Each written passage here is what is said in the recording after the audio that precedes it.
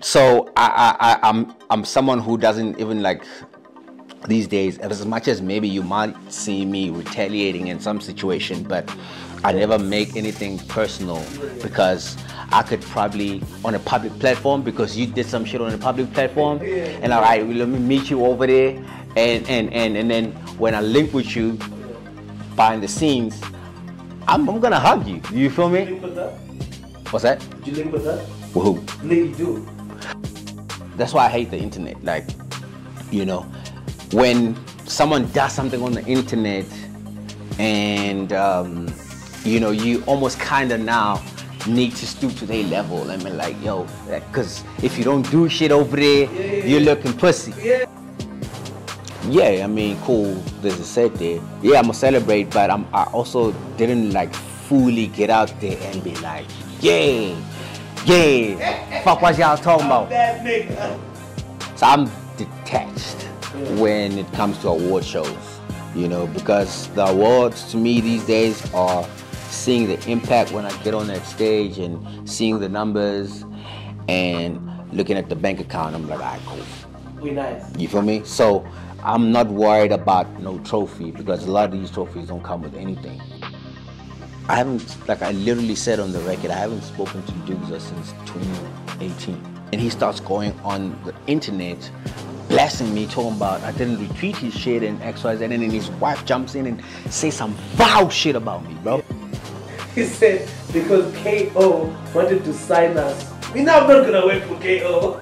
It's on paper, my nigga. Niggas just need to be real with themselves.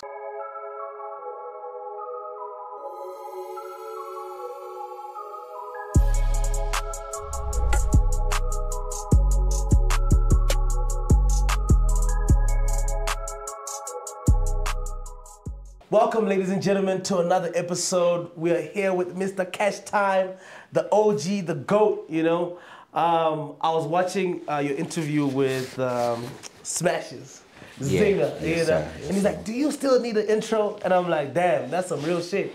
Yeah. Because, damn, you've been in the game for so long, so many hits later, you know, we're still sitting on top of this thing. How we feeling?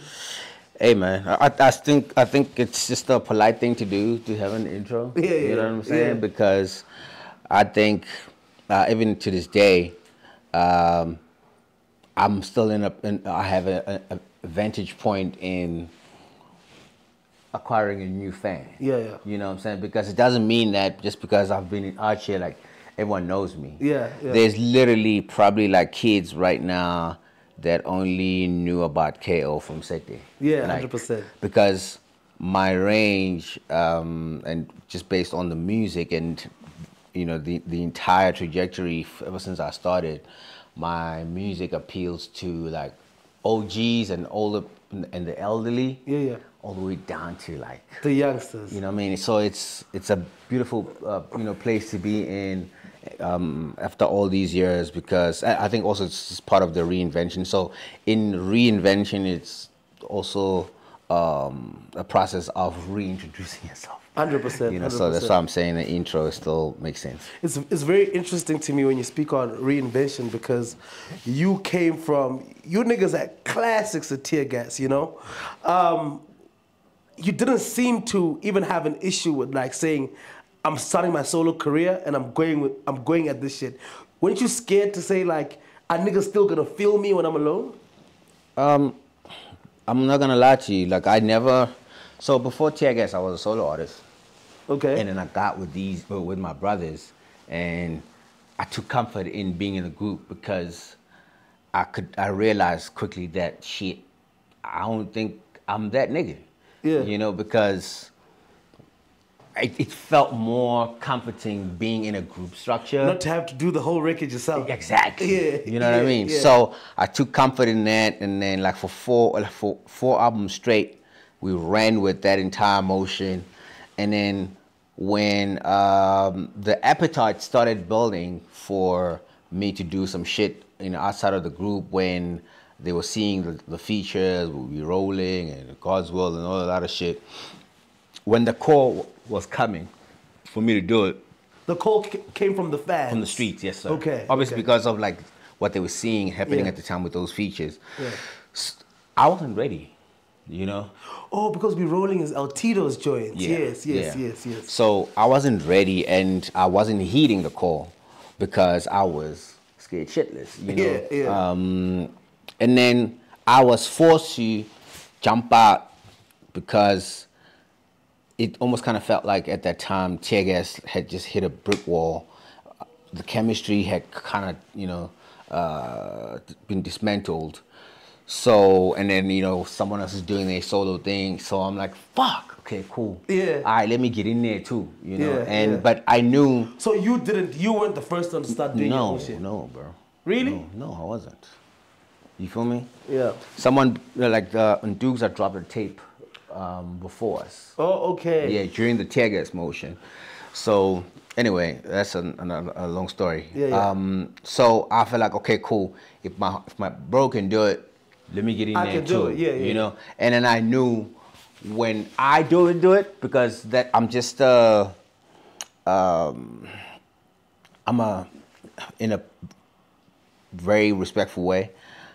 I'm a pervert about this shit, bro.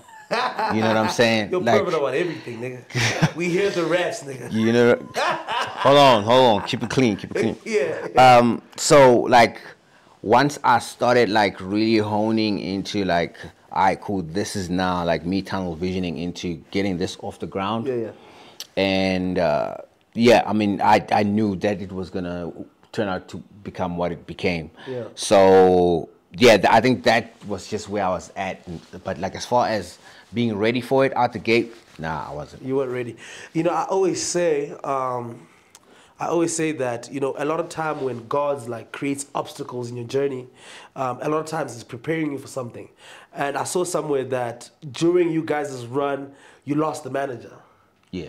And then you had to step into that role. Yeah. Why you stepping into that role and not the whole clique coming together and focusing on this thing?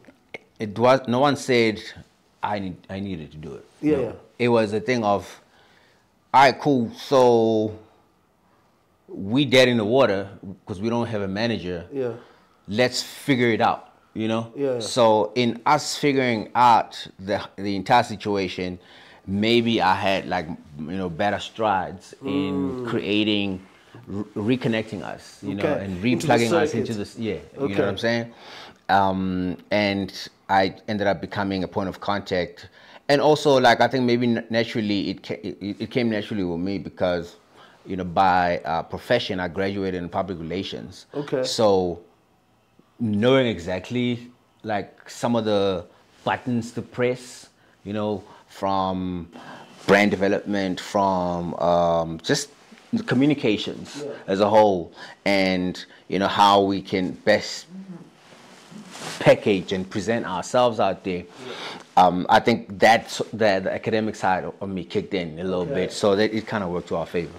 Okay, and then obviously because now you become the point of contact, do you feel like that plays a major role in you becoming the most successful member of the group post tear gas? No. You don't feel like you having the contacts and the relationships? No. Why not? Because those are two separate things. Okay. Right? Look at it this way. I think when I look at Sugar Smacks and Slicker out of Squatter Camp, right?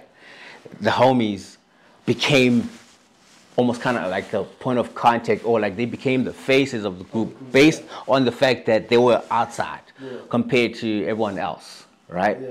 But even like when they were still, you know, in a group, the people that we actually were like gravitating towards, like a Flabber, because we felt like he was, you know what I mean? Yeah. Even Boza, you know, had like the star quality and stuff like that, you know. So, but obviously, even beyond the tear gas, beyond the Squatter Camp days, you still saw Slicker, you know, cementing himself nicely within the circuit as, you know, as a curator of culture. Shout out to OG. You know what I'm saying? Yeah.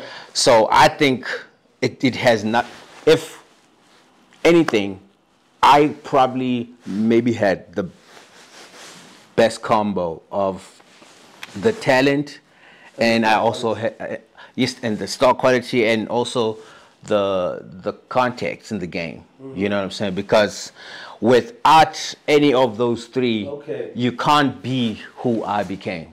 Type of thing. You know. So I wouldn't necessarily say.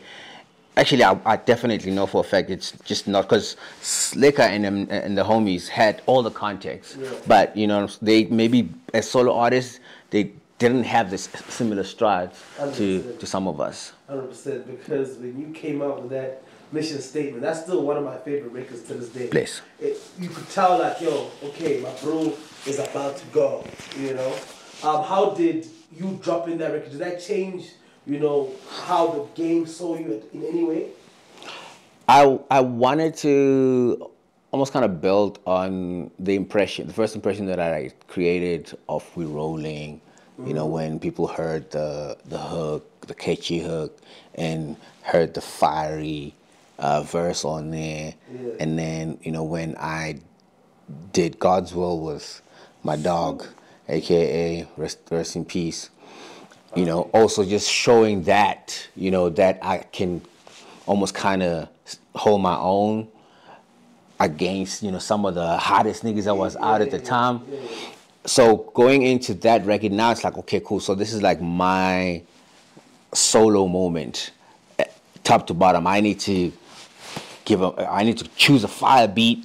I need to write 5 verses, and I need to come up with like a fire hook. You know, that moment was, it really was just like a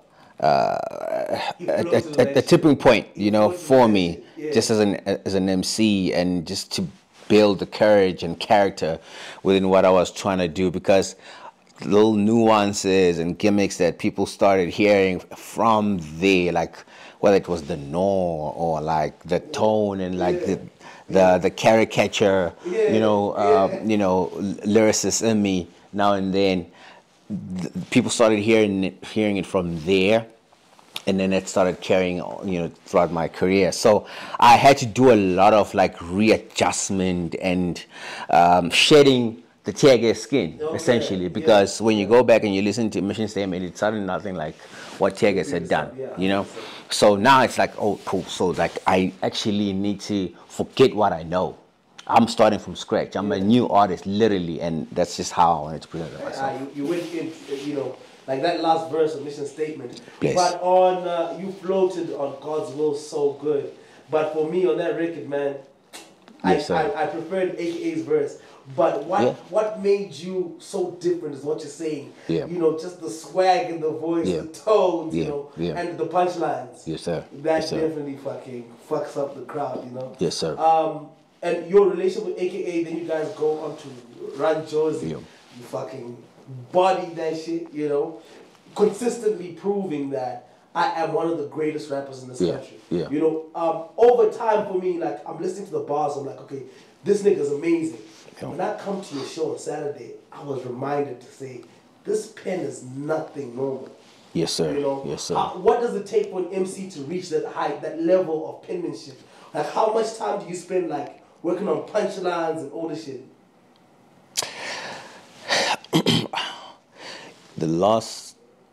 Second last session I had with Keenan, we did a record for Mr. X. It was me, my youngin' Roy, and him on the record, and I forgot who was on the hook. I see that record is out, right? Yeah, it is out. Right. It was Tejo. Tejo. My bad. Shout out to my dog Tejo.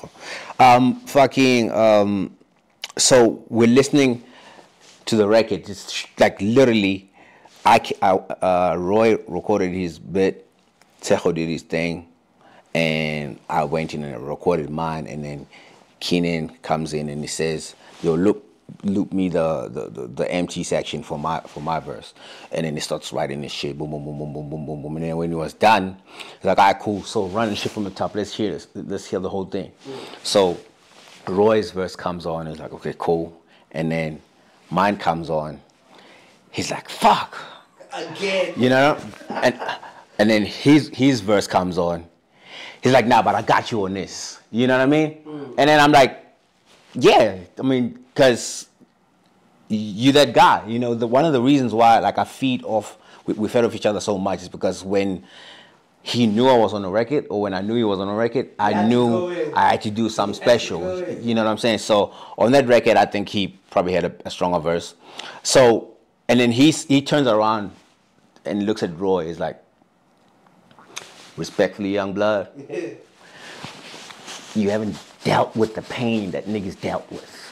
That's why the shit sounds the way that it does. You don't know no pain. You're still a rookie at this shit. You know what I mean?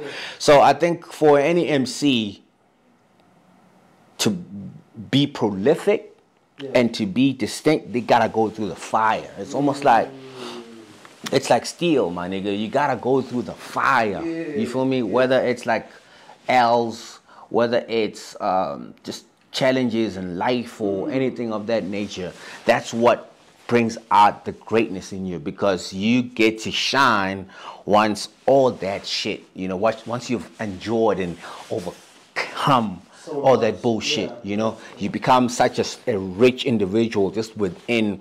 So like anything that you do, once you put that fucking pen to the pad, anything that you do, my nigga, is just flames. That's inspirational. Yeah, you have to go through the fire. Gotta, bro. But you guys were so competitive with each other that y'all fucked up the record with Nasty. Y'all fucked that shit up. I could tell in the studio, niggas was like, yo, I need to get this nigga. I need to kill this nigga. I don't think we fucked it up per se. I think, because initially I wasn't meant to be on that record. Okay. Right? But VG's my guy, and he was like, yo, I need you on this shit. You know what I'm saying? So I'm like, all right, cool. And it's a good look because we are embracing, you know, the new kid that just pulled up, you know, Nasty, you know, who's making waves at the time. So it was a good look for us. So, I think also with me, what I was going through at the time, because this was like when I was going through my own motions. Post Cash time, yeah. Okay. You know, so I go and I listen to that verse. Whose verse? My verse. Okay. Right. Yeah. I'm one of my biggest critics. Yeah. I go and I listen to that verse, and I'm like, yeah. I mean, I get some of the shit that I did over there, but energy is everything. So I felt like energy-wise, I was just yeah. You know what I mean? I wasn't really fully like the person that I am now. So, and then maybe when it goes out, people receive it a different way because I'm on there, I'm starting the song, and you know, there's Nasty who's doing his thing nicely, and Keenan is doing his thing nicely, you know, but it almost kind of felt like maybe, I don't know, like if I felt like maybe I put the record off type shit or whatever. You did it. However we dissect it, but I mean, it's behind us, behind us now. Do you know what I feel about that? Yeah. It was so competitive. You could hear niggas came in there to kill. Yeah, niggas came there to kill.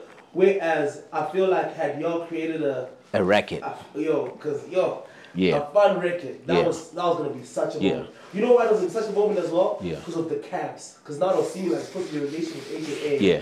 And at the height of the AKA Casper B. Yeah. It was like you were siding with AKA. It was like you were AKA's camp. Yeah. And then Nasty had just done with Anati and Casper. So now the young bull came to hang with the other dudes. You know? So it was very exciting when it was announced, but when the record came out, it was very competitive. Of course, yeah. But I mean, neither here nor there. I'm glad that moment happened. It's just I was disappointed that it didn't land how we had envisioned. You know what I'm saying? But and then also when Nasty said he doesn't want to shoot the video, it was also a downer. I was like, damn, shit. You know. But it is what it is, and it was a beautiful time. It's so interesting because after that you also had a moment with the record with Runtown, which I felt like was a very good record. Yeah. But somehow just failed to connect with Southie. Do you think that? So check it out, bro. This is facts. Okay. You see what Sete turned out to be? When I made that record, I said it was gonna be Sete. Like I'm not talking about Sete, obviously, because that's much later. But I thought that was gonna be. You know what I'm saying? Because I was exploring the Afro beats thing, And you know, I just linked up with the homie. Runtown was doing his thing out there, so I'm like, shit. And then just melodically, I thought everything just made sense and all that. I just also look back and I'm like, hey man, I was still dealing with the emotions. Energy is crazy, right? Energy is such a crazy thing. See, I heard it. I was listening to SR2, the album that has Call Me. Yeah. Bro, I can't recognize that guy. Yeah. You feel me? Yeah. Because this was at that time when all this bullshit was happening, you know? And I listened to that shit, I'm like, fuck. Yeah, like, I feel like there are things that I did in there. I'm like, wait, like, this is garbage. You know what I'm saying? So, energy and just when you're dealing with so much, when you are going through the fire, you can't really have your best work, you know, like when you're literally in the fire. You know what I'm saying? It's like, because the whole world is working against you. So you everyone's looking at you like a bad guy. Yeah, bro, I was a super villain. I always say I was the first motherfucker to get canceled before cancel culture. You know? So dealing with all of that shit, you know, I look back, I'm like, damn, like that moment, I wish I didn't put out an album, period. But I had to. I'm glad you did. Yeah, I had to because when you tell one's journey, if it's all just like this, then there's nothing fascinating about it. You know, you need to see the pits and the highs, and you're like, oh shit, this nigga actually like is made because he overcame, and you know he is who he is because of his battles. I applaud you. I have to applaud you, dude. Like because whilst going through that, you did not flake. You did not get out of character. Yeah. A lot of niggas would have gotten out of character. Yeah. But I did this, I did that with you niggas. You know what I mean? You just remained in character. And you came back with the music, which is why I think SR2 is one of the most important albums in your catalog, because that was you lifting yourself back up. Even though it wasn't like the best album that you have, but it kept you in the conversation. Like, no, for me it was like, yo, this nigga can rap, you know. We can't dispute that. Sonically, and you know, some of the things weren't as amazing as SR1, you know. But the story gets completed when the trilogy comes about, and SR3's job, everything is flawless. You know, what was you know your experience like creating that album? Where was your head at?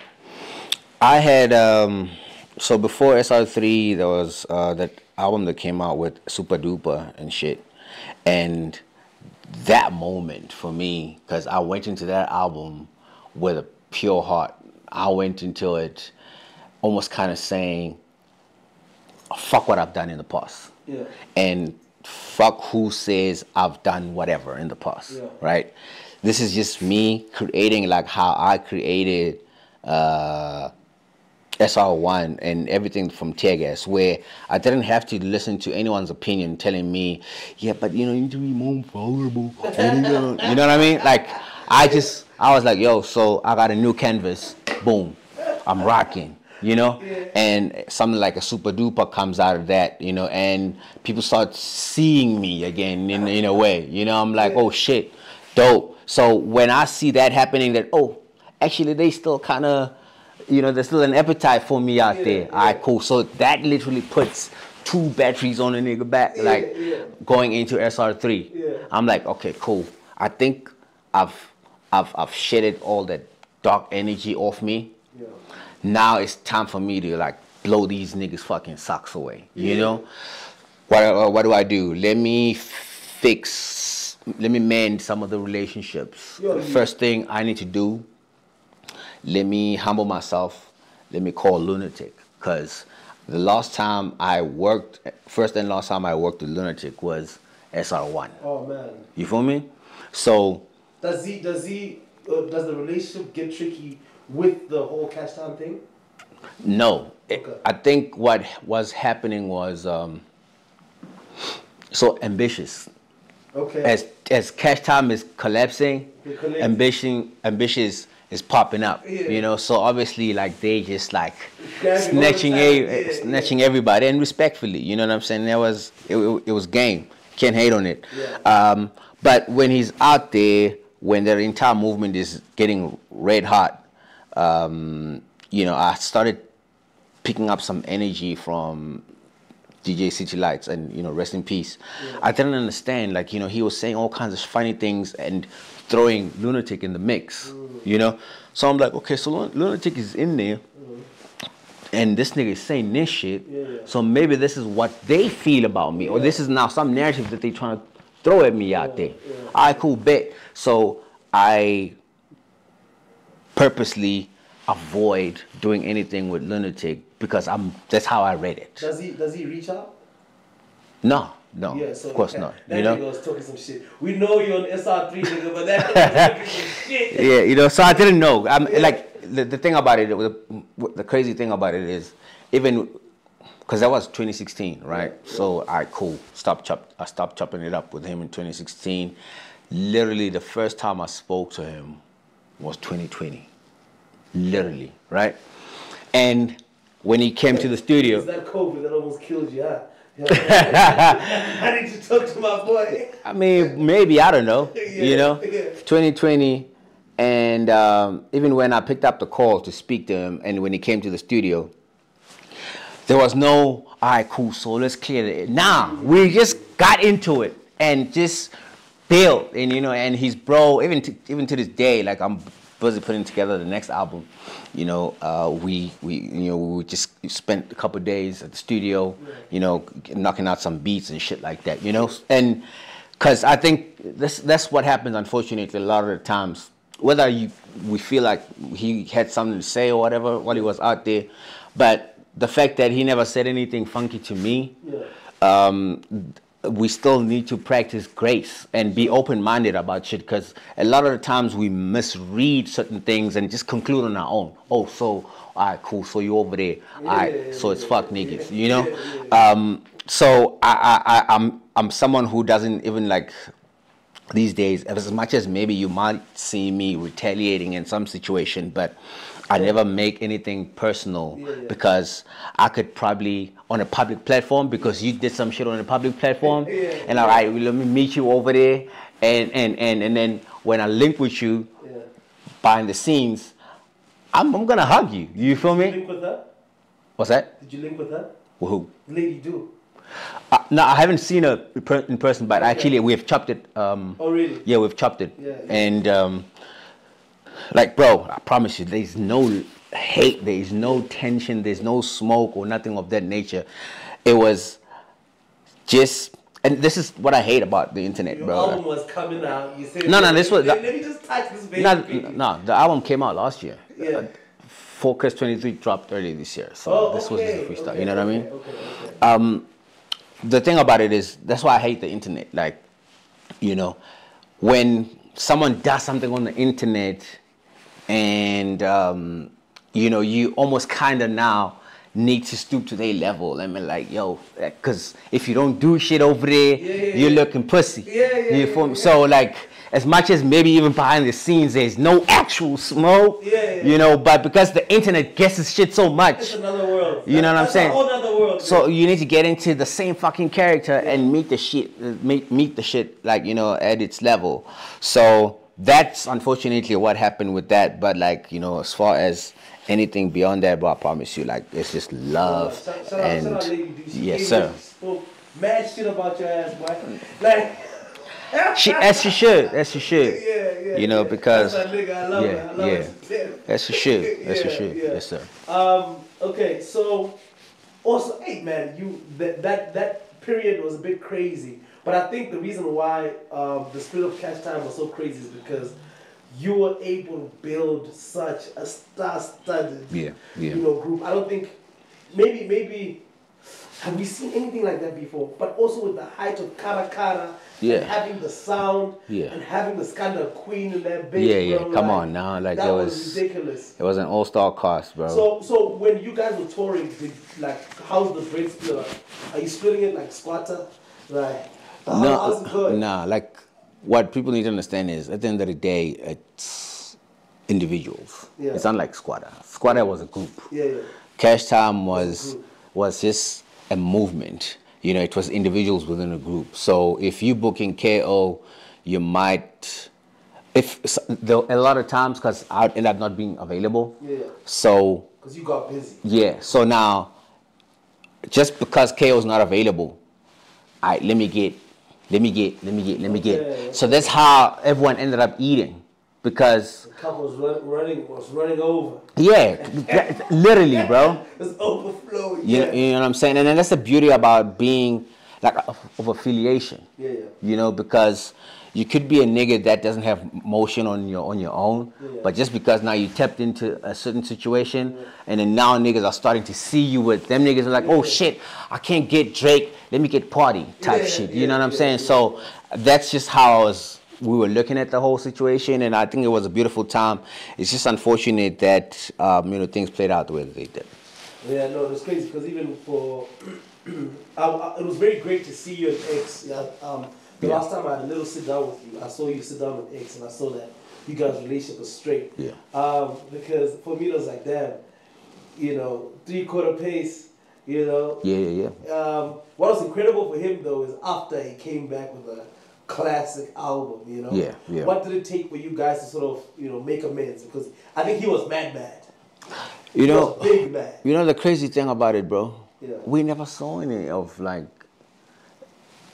that frustration. Like it was never. No, it was never communicated. Like I'm even surprised, hearing that he was mad, because it was never communicated. Yeah. So when the one time when he came and said, yo, so I think I'm gonna break out and go do my own thing, there was no I'm XYZ. No, it was all right, cool, bless. You know what I'm saying? And that's the reason why maybe even to this day, like all the relationships are solid, is because we never put business over niggas on some so fuck you, you are over here, we built you type shit, XYZ, so you're gonna do your time type shit. Nah, like when the moment came for niggas when they felt like they wanted to go do their own thing, like, yo, blessings. Go do your thing. We never held anyone back, to this day. And that's why people have literally had a blank canvas to go and just create a whole new thing for themselves, And that's just what it is. Which is what is beautiful about what you're doing now with Roy and Loki. And Loki, and it's very, very beautiful. Yeah. Roy is coming up nicely. Yeah. Both of them, they heavy in the studio building, and and I think this time around, just going into it, I'm not as involved in building their music, because I don't want to influence what they're doing.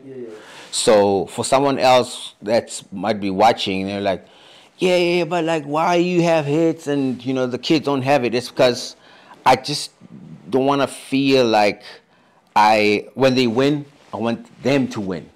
I want them to claim they wins. And the same way, if things are not going, you need to be responsible for your own career. You know what I'm saying? So unlike at Cashtime, it was easy to throw shit at KO because KO got himself involved with the niggas and trying to build all this, trying to save the world. And no one can. So that's the mistake 50 Cent made. Yes, sir. That's definitely the mistake 50 Cent made. And it's so interesting looking at it in hindsight, how he was critiquing Nas at the time for not being involved with the Brave Hearts. But then he ended up seeing like, this is what happens when you get this shit is taxing, bro. It's very, very taxing. How does 17 years later in the game you get your biggest moment? How does that change? Are you gonna argue with me? No. Okay. No. Okay. How does that record change your career? How does it change just your bookings and your day-to-day life? How does Sete change anything? Well, first of all, like it's not a dramatic change for me because we're just speaking about the Karakara era. That was crazy. Right? So the first South African hip hop music video to hit 1 million views. Yes, sir. So when this moment comes, and it also becomes like a monumental moment for me, yet again, I am going into it just a lot more humble and a lot more calculative. Were you more cocky with Karakara? Not necessarily cocky for per se. I think I was just more like... Jaded. No, not even jaded. I think maybe I was more jaded with this one. Oh, with this one? Yeah. Okay. Because I'm like, yeah, I mean, cool, there's a Sete, but and I saw it, a couple months from here, niggas might be trying to keep me the fuck out of here. Yeah. You know what I mean? Okay. Because that's you just... have to live in your moment. Yeah, you know, so I'm like, all right, cool. Yeah, I'm gonna celebrate, but I also didn't like fully get out there and be like, yay, fuck what y'all talking about. That nigga. Nah, like, because I think that's also just one of the things that, like, I think maybe it allows for people to sort of kind of leave headroom for the next KO miracle. Yeah. Because I don't want to be one of those people that, like, whenever I win, I had to rub it in people's faces type of thing, you know? Yeah. But as far as, like, during Cashtime days, it was more so, like, it was literally a life-changing moment for me. And, like, I went, I bought a crib, I did all kinds of things, you know? And going into this one and seeing also, like, almost kind of, like, double the blessings that I saw with Karakara, I think for me, I've hit the ceiling here in this country because this record has introduced me to a whole new audience outside the country. Yeah. So I'm like, shit, a whole new challenge for me. Yeah. You know? Yeah, cool. I appreciate everything that you guys are doing for me, SA. Like, respectfully, bro. Yeah. I appreciate, you know. Yeah. But this is a moment for me to go be a new artist out there in the world, you know. So I'm literally now building on that momentum. Like, that's just where I'm at. So that's why I can't stop. Yeah. Because I saw what I saw with this record. So when you went that side, like, shit. Before I even went, I'm watching the fucking numbers. I'm like, oh shit. So SA number 1, number 2, US, fuck going on? Boom. And then Nigeria, and then UK, you know? Yeah. So I'm like, the record made it onto the Amapiano playlist, right? Yeah, it was on the Afrobeats playlist and then the Amapiano playlist, you know. So it was a beautiful time, and it was a beautiful story. It's still doing numbers even to this day. So yeah, you know. So it's an anomaly, you know, in a way. So, but like, to me, it was just like, oh, cool. So that's a third battery. You feel me, on my back. Yeah. Let me go do some other shit. Let me go build on that momentum and, you know, and fully immerse myself, especially just like outside the country. Crazy. The nigga drops a fucking... Amapiano's on top of the world, you understand? Yeah. Niggas are going out of the country. The nigga drops a fucking slapper. You know, no hip-hop artist is like doing this right now. The record is topping everybody, right? Yeah. But then when you get to the award shows... we get to the award shows. Yeah, no, but you know, with the metros, I think we understand. Yeah. You know, I think it was a beautiful moment for Keenan, for AKA. Yeah, definitely. RIP Super Mega. Yes, sir. But damn, man, it's politics. Music is so interesting for me, man. Yeah, and then once you, and maybe I'm speaking from a place of privilege, as an OG now, because I've been through these shits a bunch of times over. So I'm detached when it comes to award shows, you know, because the awards to me these days are seeing the impact when I get on that stage and seeing the numbers and looking at the bank account. I'm like, all right, cool. We nice. You feel me? So I'm not worried about no trophy because a lot of these trophies don't come with anything. Yeah. You feel me? So, but I mean, the ones that I think matter the most, you know, the BT situation pops up. Definitely, I gotta be in there because it's not even about the fucking nomination. It's about the motherfucking room. You feel me? I need to go out there, and especially with the journey that I'm on now, trying to immerse myself out there. Let me go network and XYZ because some of the great opportunities lie in those rooms and stuff like that, you know. So yeah, I think that's, for me, that was the one that mattered the most. As far as like the stuff locally, I mean, shout outs to you know, SA Hip Hop. I won my first SA Hip Hop Awards. You know, so I had to perform a miracle with to fucking Sete, get it. you know, to get some shit like that. But you know, shout out to the homies. And then yeah, the metros to me, I mean, I'm not really sweating that. Yeah. You've taken so long to aggressively go overseas and plant your feet on the ground. Obviously, over the years, I've seen you go. I saw you do Westwood. I've seen you do South by Southwest. I think you know you've obviously gone and been there, but you haven't actively tried to plant your feet down there. Why is that? Are you scared? I felt like I didn't have the right sonics. I mean, cool. I kind of did. I mean, Karakara was something that was exportable and all that shit, you know. But maybe at the time, we were not ready on the management. It was a bit too early. Yeah, we were not ready on the management side of things, on the business side of things, to activate that, you know. So it has allowed for a song like Sete to actually just give me the confidence. And because now when I go over there, I'm not walking into a room of people who don't completely know me. It's like, you know what I'm saying? Like I had you feel me? Yeah. When we were over there at in the UK, you know, we had a press conference and like, you know, like there was all kinds of people in it. And I'm like, damn, these niggas came out for me, nigga. You feel me? So, like the beautiful thing now, especially also with what the work that Amapiano has done for us, you know, being out there, and also the diaspora, because what people don't understand is Amapiano doesn't travel because of South Africans. It travels because of the diaspora, my nigga. It travels because of Zimbabweans. Exactly. Zimbabweans, and then it lands on Eastern Africans, and then obviously the Westerns. Oh, the Nigerians are embracing the shits, man. You know what I'm saying? Because, I mean, respectfully, South Africans are not as traveled. So we are not like we don't have a strong presence worldwide. The country is beautiful, my boy. Like, it's nice out here. A lot of comfort, a lot of complacency, unfortunately, that comes with that as well. You know, so we don't feel the need to want to get the fuck out of here. So it travels because of those diasporas. So what we get to enjoy now as South African artists is seeing that when we go out there are people that are actually also like already championing for us. So there's even more reason now to go out there as much as we possibly can. Okay. Throughout this journey, you've been in the game for a very long time. You're a pretty business savvy person. How much does not drinking alcohol impact the growth of your career or your work rate? Because you've been one of the most consistent artists.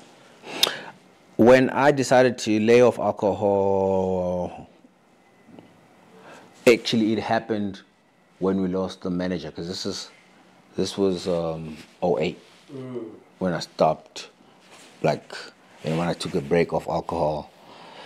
And it was because I just felt like I just wasn't enjoying being drunk and broke. You know, like what are we celebrating? You know? So I'm trying to figure that out, you know, and then I mean, the niggas continued living their lives and stuff.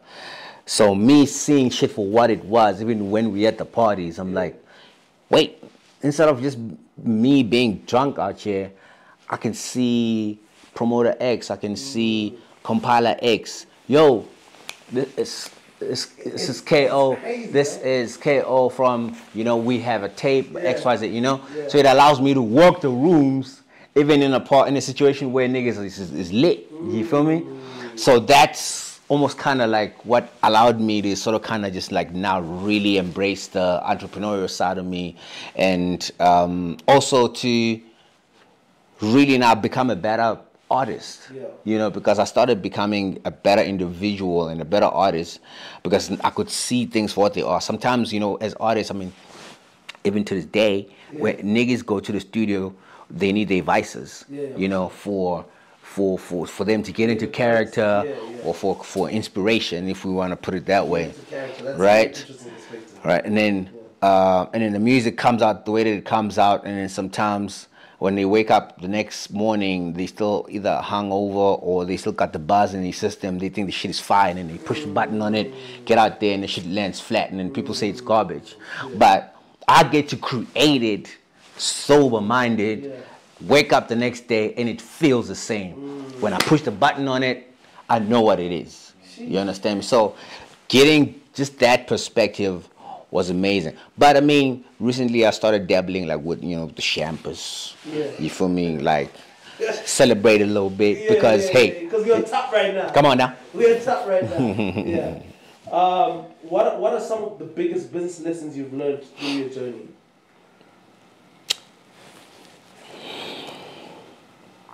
I said this in another interview. I said one of the things that I learned will have to be about loyalty.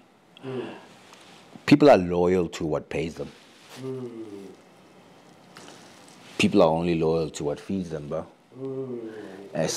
You feel me? Like, as soon as you lose, as soon as you're not putting any bread at the table for the entire team to eat, then a nigga doesn't feel the need to, you know what I mean, be in your corner. You know what I'm saying? So I've learned not to expect loyalty now. You know, because I'm not putting this shit at the table to buy your loyalty. I'm probably not gonna put nothing on the table and see if you have it in you first, you know? And then if I'm feeling the energy, all right, cool, we can build together. But also, I can actually even approach it in a different way where you don't even have to be loyal to me. But because you do good business, that's right. You can work, That way, there's no emotional expectations. You know, that, oh, so that's my guy. So when I hear you saying some funky shit about me or whatever the fuck, you know, or when I hear that you didn't hold me down when XYZ was saying some funky shit about me, side, maybe you got business with him, so you're trying to look good in their books. But hey, man, we do good business over here. You know what I mean? I'm gonna respect it. You know? So it's just understanding little things like that, you know. It doesn't come overnight, obviously. This is just now the years and, you know, amount of skin one has had in the game. It's like, bro, can't take shit personal, bro. You feel me? Go into the shit and just get your bag and go back to your corner, and that's it. Yeah, you came from Pumalanga alone.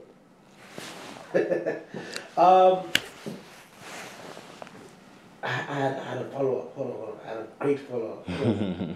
Oh, yes. So, we had a conversation with Ntukza. He's like, the fans are calling me every fucking day about the reunion show. He says, the last time you niggas had plans to do the show, and then he canceled everything he had to do, right? And then, last minute, you canceled the shit. So, one of the reasons why I had to say what I said on the freestyle, I saw a clip of that. I had to correct that narrative. We made it. We made it. Yeah. You know, I had to correct that narrative, bro, because I haven't, like I literally said on the record, I haven't spoken to Ntukza since 2018. Damn. You know what I'm saying? And that's because even when I spoke to him in 2018, I hadn't spoken to him since 2014. Damn. You know what I mean? So in 2018, this was literally when now we're like, all right, cool, yo, so let's chop it.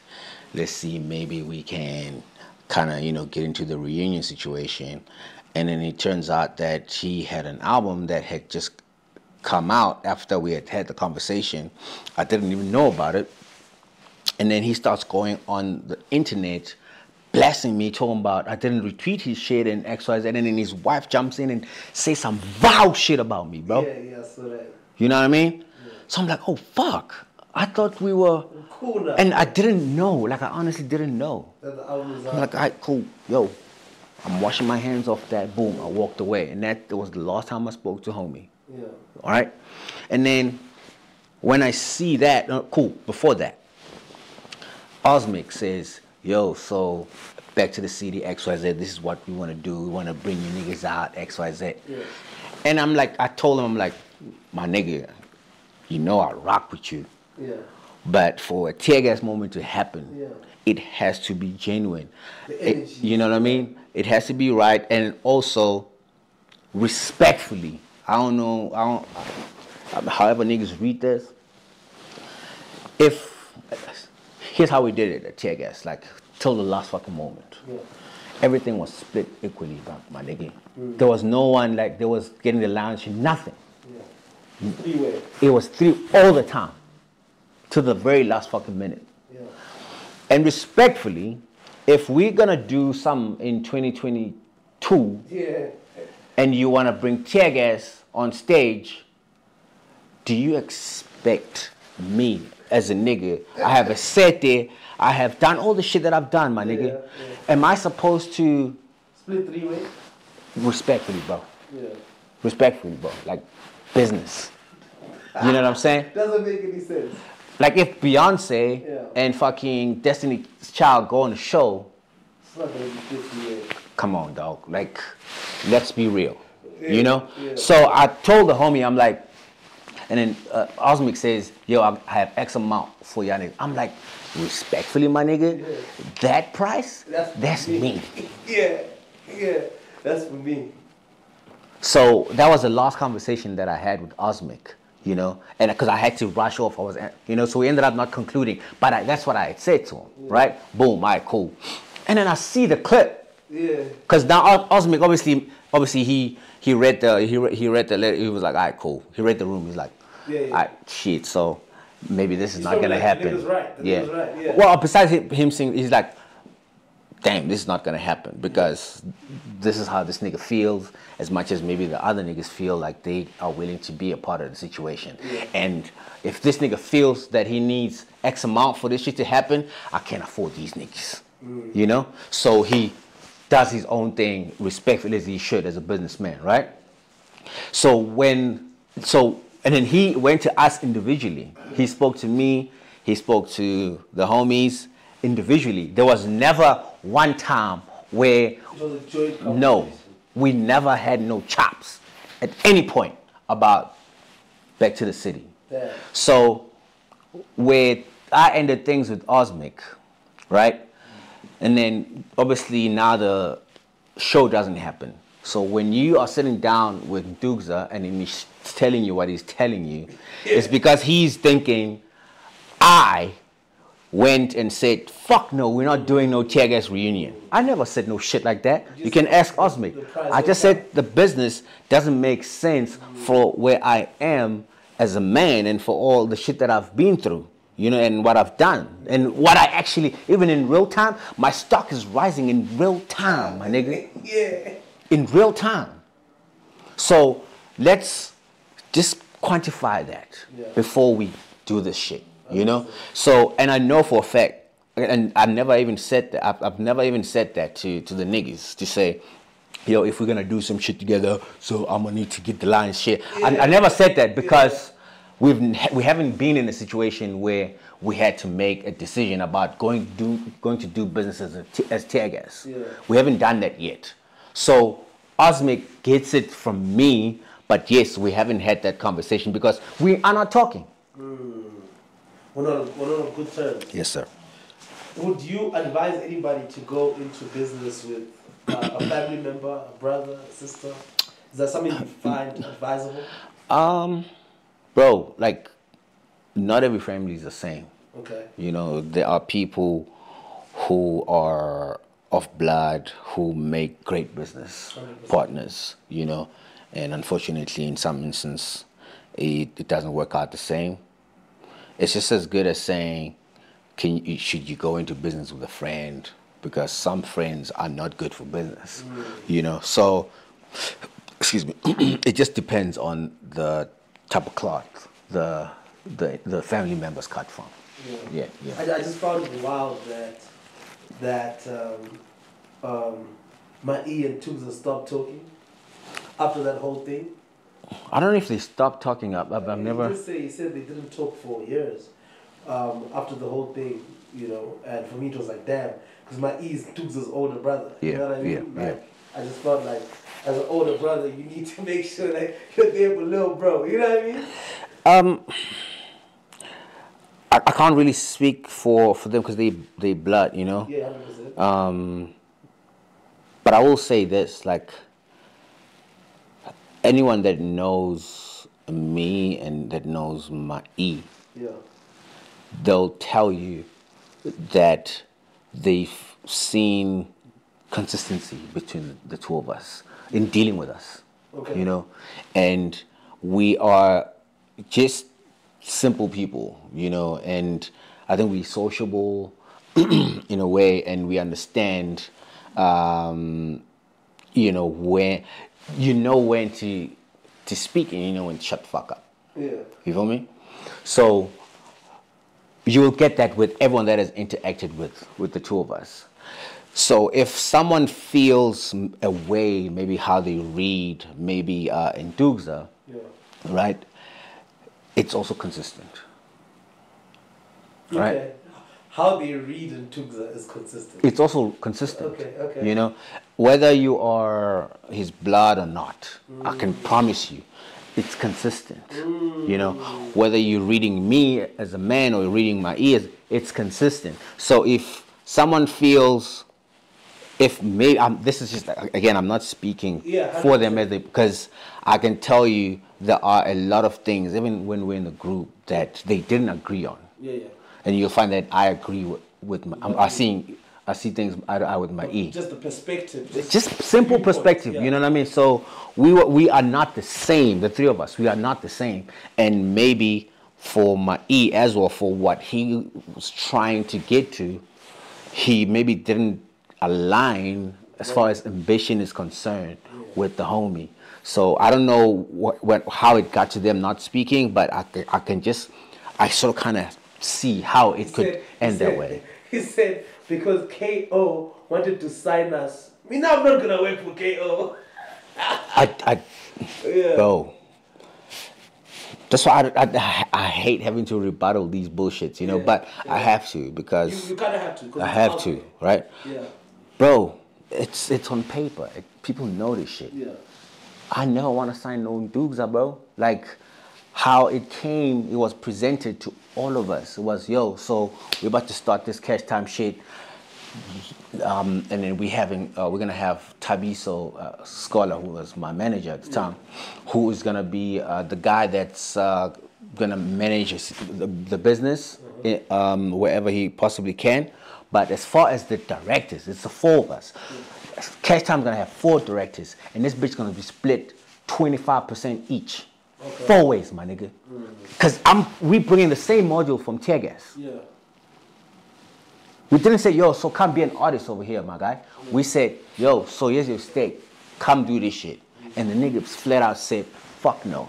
You know what I mean? And we had to respect that. And it ended up being 3 directors, myself, my E, and it was split equally still. So the move, okay, that makes sense. It's on paper, my nigga. It's on paper. Niggas just need to be real with themselves instead of like always trying to, you know, make the next guy. No, like bro, like I'm an open book to the niggas that are around me. Like I play fair, and you know, I was never trying to pull a fast one on no one, or I was never trying to, you know, do some funky shit on no nigga. He will tell you this. If you ask him the very same thing that I just told you, he'll tell you. Damn. Okay. Makes a lot of sense. Let's talk about, let's say hip hop. Which particular phase would you say you enjoyed the most? Is it the 2014 to 2017 era? Is it the 07 to like 2011 era? Or is it earlier on? Nah, it's gotta be the 2014. There's nothing like that, bro. There's nothing like that. Nah, can't compare. That's the golden era. Yeah, there's nothing like that, I promise you, bro. Top 5, let's say hip hop artists of all time. Pro Kid. Yeah. AKA. Yeah. Obviously myself. Yeah. Cass. Yeah. That's 4, right? Yeah. 5.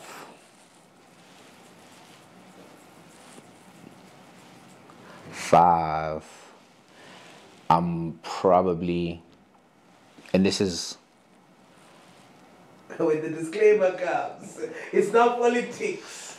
yeah, I mean, so to be, okay, cool. I'll throw Jabba in there, but WHP, Yeah. but I'm actually trying to also rope in someone from like the newer times.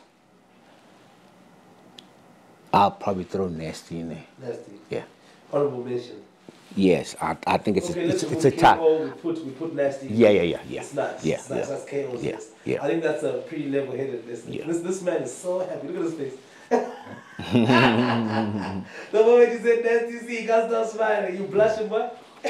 You've worked with Nasty C for so long. So. Oh, dope. Okay, what words of advice would you like to give to the youth, especially the artists that are coming up? Bro, the best currency is the shit that you have at your disposal. Like the shit that you have right here in this country. Yeah. Stop trying to be Drake.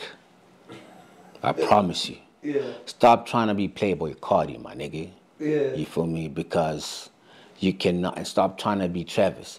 You cannot beat those guys at being themselves. And I can promise you this 1000%. Yeah. Them niggas cannot beat you at being yourself. Sheesh. Bars. You feel me? So just be you, bro. Like you have an amazing story. Don't talk about ops because you don't have no ops, my nigga. That's so funny, man. You feel me? Yeah. Like don't talk about bodies. You never caught none. Yeah.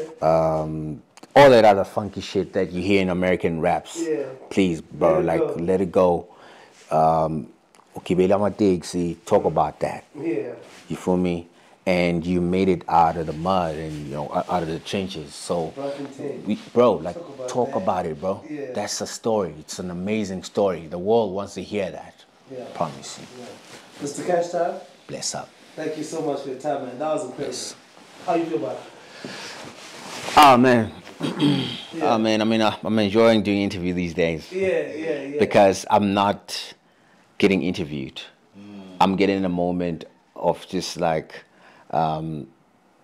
people literally dissecting my brain and just getting to know the person within and my ideologies and philosophy and just worldview. That's what I'm enjoying. You need to write a book, nigga. I was about to say, You need to write a book. I wish people could feel energy from screen. I don't think. I think they're gonna feel that one. They're gonna feel that one. They're definitely gonna feel that one. Yeah. Very authentic. Very authentic. Yeah. Very authentic. Appreciate it. I think I keep hearing about the book shit. Yeah. So I'm gonna have to get in there.